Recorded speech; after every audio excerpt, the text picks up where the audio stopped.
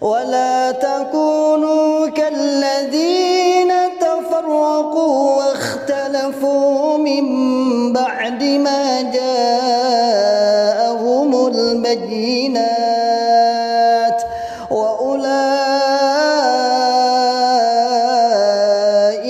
لهم عذاب عظيم.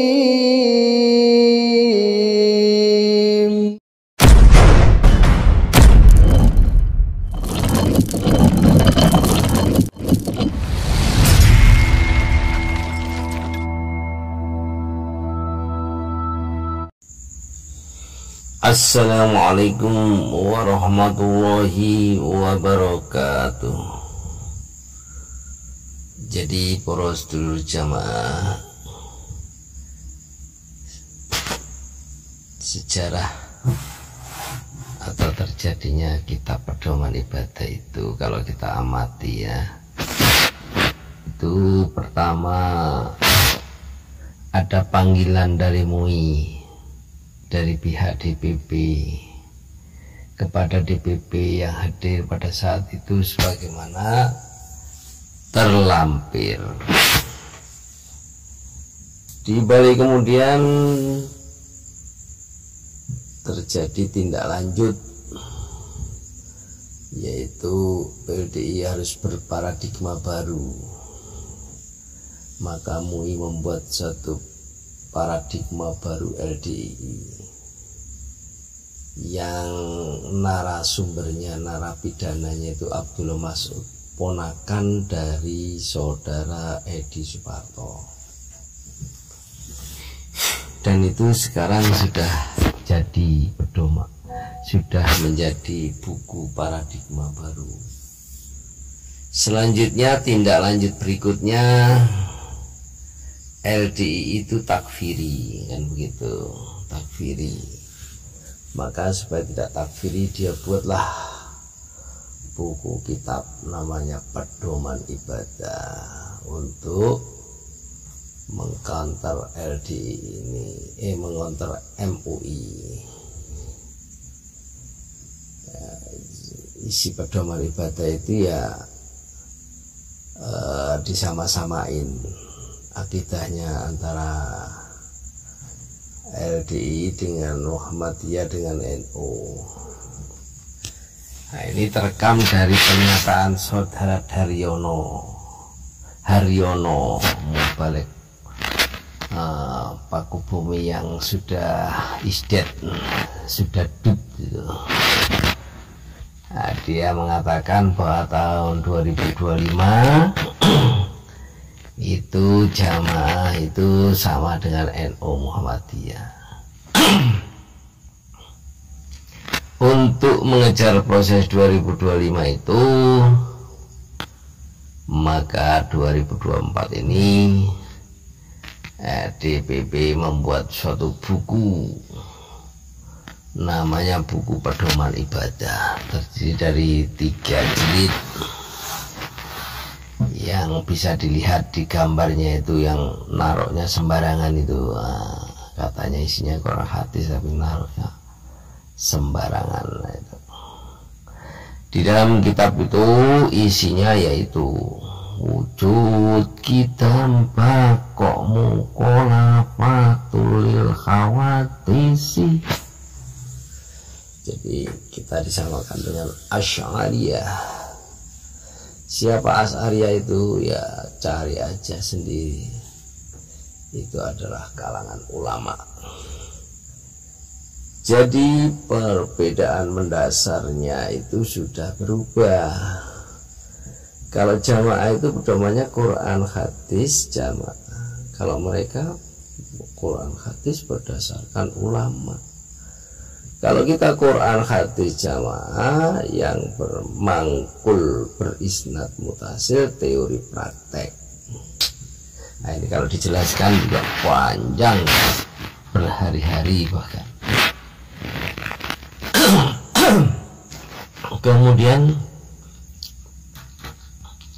para LC ini ya istilahnya kelelekan ilmu-ilmu begituan ya, disuruh mencari isnad malah tidak amanah, malah justru mencari ilmu yang menurut ulama-ulama itu.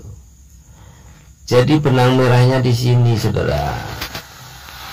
Kalau jamaah itu dasarnya Quran hadis jamaah berdasarkan mangkul faham teori praktek.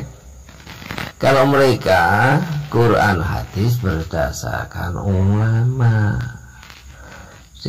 Dasarnya mereka mengeksploitasi dalil al-ulama warisatul anbiya.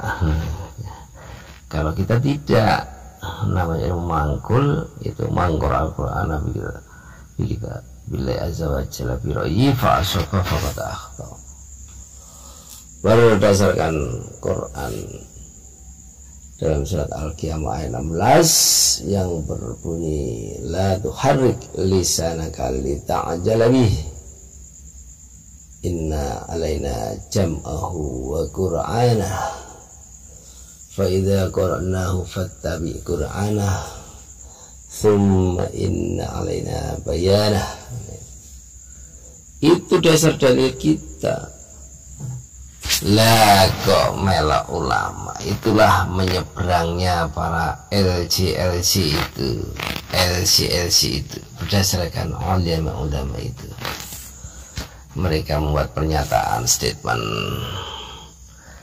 seperti katanya Ibnu Taimiyah mengatakan untuk berfatwa seorang itu harus hafal Quran, harus hafal ribuan hadis. Nah itu tidak usah mangkul, wajib aja itu. Nah, sehingga dia boleh membuat statement kalau sudah mempunyai hafid Quran dan ribuan hadis. Kalau tidak kita berdasarkan Quran hadis Allah Rasul. Rasul mengatakan balighu anni walau ayah, sampaikanlah dariku walaupun satu ayat. Sudah selesai. Ani dia yang mangkul tadi di berisnad mutasil teori praktek. Mangkul kita di Indonesia ini ya Bapak Haji Nur Hasan Al-Ubaidalubis Al-Musawwa Hakko. Dia adalah satu-satunya yang punya ilmu mangkul di Indonesia. Apakah jamaah tidak ada di sini? Ada. Dulu zaman Sekar Maji, Kartosuwiryo juga berusaha mendirikan jamaah. Terus Kahar Muzakar juga mendirikan jamaah.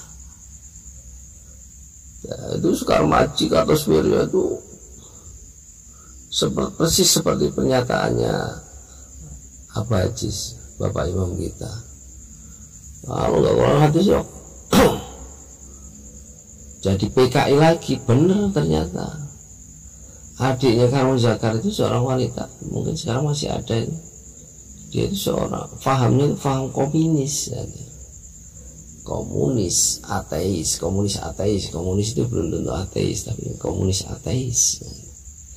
Komunis yang punya faham ideologi ya. Komunis dianggap jamaah ya, gampang aja namanya komunis ya, jamaah menurut mereka, tapi jamaah yang tidak bertuhan. Nah ini jadi kita ini benang merahnya di situ. Kita ini benangnya Quran hadis. Walaupun Ibnu Taimiyah mengatakan seperti itu, kita tetap ikut Rasulullah. Qala Rasulullah sallallahu alaihi wasallam balighu anni walau ayah. Demikian, alhamdulillah, jazakallahu khairan. Bila salah mohon koreksi. Wassalamualaikum warahmatullahi wabarakatuh.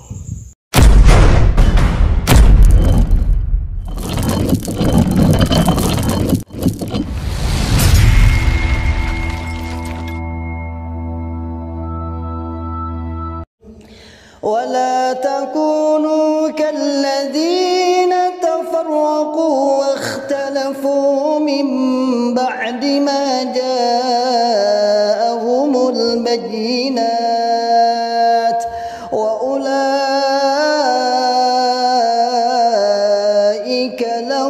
عذاب عظيم